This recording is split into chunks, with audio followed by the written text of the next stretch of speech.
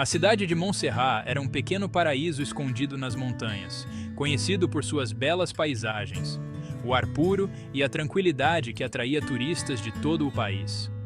Durante a alta temporada, suas ruas ficavam cheias de famílias, casais e aventureiros em busca de paz e belas vistas. As lojas de artesanato e os cafés charmosos davam vida ao lugar, e o lago cristalino que refletia o céu azul era o principal ponto de visitação. Era uma manhã comum de outono, com os primeiros turistas chegando para aproveitar as trilhas e a calmaria. No entanto, algo estava prestes a mudar. Uma mulher, passeando com seu cachorro perto do lago, sentiu uma leve picada no tornozelo. Ao olhar para baixo, viu uma aranha pequena, de aparência comum, que rapidamente desapareceu entre a grama. O local da picada coçou um pouco, mas ela não deu muita importância. Afinal, Montserrat sempre fora conhecida pela ausência de animais perigosos. No entanto, ao longo do dia, outros pequenos incidentes começaram a surgir. Várias pessoas relataram terem visto aranhas maiores do que o normal nos arredores das trilhas.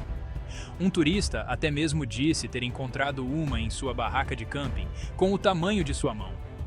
As autoridades locais foram informadas, mas descartaram qualquer preocupação. Aranhas são comuns em áreas florestais, disseram. Mas à medida que o dia avançava, as aranhas se tornaram mais visíveis e seu comportamento cada vez mais agressivo. No dia seguinte, o caos começou. Pela manhã, a cidade foi acordada por gritos. Uma família que estava acampando perto do lago foi atacada por uma multidão de aranhas gigantes. As criaturas surgiram do nada, saltando das árvores e rastejando pelas tendas. Os pais conseguiram escapar com seus 2 filhos, mas ficaram horrorizados ao ver o rastro de destruição deixado para trás. As aranhas eram maiores do que qualquer coisa que eles já tinham visto, com corpos negros e peludos, e presas afiadas que brilhavam ao sol. Quando a notícia se espalhou, pânico tomou conta da cidade. Os turistas começaram a sair às pressas, tentando deixar Montserrat o mais rápido possível. No entanto, algo terrível havia acontecido durante a madrugada. As estradas que levavam para fora da cidade estavam bloqueadas. Árvores caídas e deslizamentos de terra obstruíam todos os caminhos de fuga. As comunicações estavam interrompidas e os celulares haviam parado de funcionar, deixando os habitantes e turistas completamente isolados. Foi nesse momento que os rumores sobre o ritual proibido começaram a circular. Na praça central, os mais velhos da cidade sussurravam histórias antigas, passadas de geração em geração. Fábulas sobre um culto que, séculos atrás, adorava criaturas aranhas e realizava rituais sombrios nas profundezas da floresta. Era dito que esse culto invocava o poder das aranhas para proteger a cidade de invasores, mas que um ritual mal feito selara uma maldição. As aranhas, antes adoradas como guardiãs, tornaram-se entidades vingativas. Ninguém sabia ao certo se essas histórias eram verdadeiras, mas agora, com os ataques cada vez mais brutais, as lendas pareciam ganhar peso. A cada hora que passava, mais e mais aranhas surgiam. Elas não se limitavam mais às florestas ou às áreas isoladas. Agora rastejavam pelas ruas da cidade, invadindo casas e lojas. Algumas pessoas tentaram se proteger trancando as portas e janelas, mas isso pouco adiantava. As aranhas eram inteligentes, encontravam brechas e, quando não podiam entrar, esperavam pacientemente até que alguém cometesse um erro. Entre os moradores estava Marcos, um jovem guia turístico que conhecia as montanhas como a palma de sua mão. Ele decidiu que, em vez de ficar esperando, precisava agir. Com um pequeno grupo de sobreviventes, incluindo turistas e moradores, ele traçou um plano de descobrir a origem das aranhas e, se os rumores do ritual proibido fossem verdadeiros, tentar interrompê-lo de alguma forma. O grupo sabia que a igreja abandonada na floresta, mencionada nas antigas lendas, poderia ter respostas. Diziam que lá era onde o culto realizava seus rituais.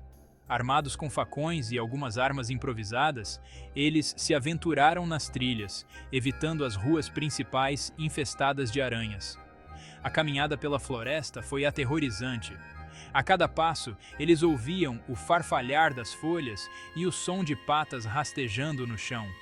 As aranhas estavam por toda parte, escondidas nas árvores e nas sombras. Mas o grupo conseguiu chegar à velha igreja.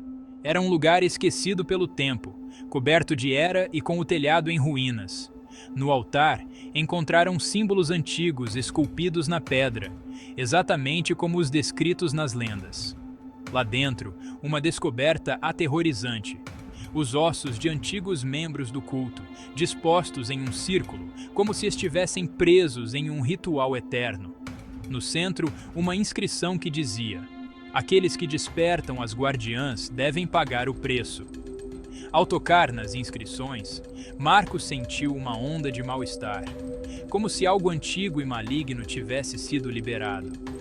Ele sabia que estavam lidando com forças muito além de seu entendimento. De repente, o som de patas ecoou pelas paredes da igreja. As aranhas estavam lá, esperando por eles. O grupo tentou se defender, mas era uma luta impossível. As criaturas eram rápidas, fortes e pareciam movidas por uma inteligência perversa. Um a um, os sobreviventes caíam, presos nas teias, enquanto Marcos e os poucos que restaram lutavam para escapar. Enquanto fugiam pela floresta, Marcos refletiu sobre o que tinha descoberto. O ritual, de alguma forma, fora reativado e as aranhas estavam vingando o desequilíbrio causado pelas gerações que haviam esquecido os segredos sombrios da cidade. Eles precisavam desativar o que quer que estivesse mantendo aquele poder vivo, mas o tempo estava se esgotando, a cidade já estava em ruínas e as aranhas estavam por toda parte. De volta à cidade, o caos era absoluto. As aranhas tinham tomado as ruas, destruindo tudo em seu caminho. Casas e lojas estavam cobertas por teias grossas e brilhantes, e corpos presos nelas eram visíveis por toda parte. Os poucos sobreviventes que restavam se esconderam em prédios abandonados, esperando uma chance de escapar, mas sabiam que a cada minuto que passava, suas chances diminuíam. Marcos e seu grupo chegaram ao centro da cidade, onde as aranhas pareciam se concentrar. No centro da praça, um monumento antigo que sempre fora ignorado agora estava envolto em teias, e o símbolo do culto estava gravado nele. Marcos entendeu que aquele era o ponto central do ritual. Desesperado, ele usou as poucas forças que restavam para destruir o monumento, quebrando a pedra com o facão. Por um breve momento, tudo ficou em silêncio. As aranhas, que antes estavam por toda parte, pararam, como se estivessem desorientadas. Marcos achou que tivesse conseguido, que o terror finalmente tinha acabado. Mas então, uma onda de aranhas ainda maiores, muito mais ferozes, surgiu das profundezas da floresta. Ele percebeu tarde demais que havia apenas enfurecido as criaturas. A cidade de Montserrat estava perdida. As aranhas tomaram conta de tudo, e o que começou como pequenos incidentes terminou com a destruição completa da cidade. Poucos sobreviveram para contar a história, e os que conseguiram jamais voltaram. Montserrat tornou-se uma cidade fantasma, coberta por teias, um túmulo para todos aqueles que ousaram desafiar as guardiãs. E assim, o ritual proibido continuava, alimentado pelo medo e pelo sangue dos que se atreviam a pisar naquela terra amaldiçoada.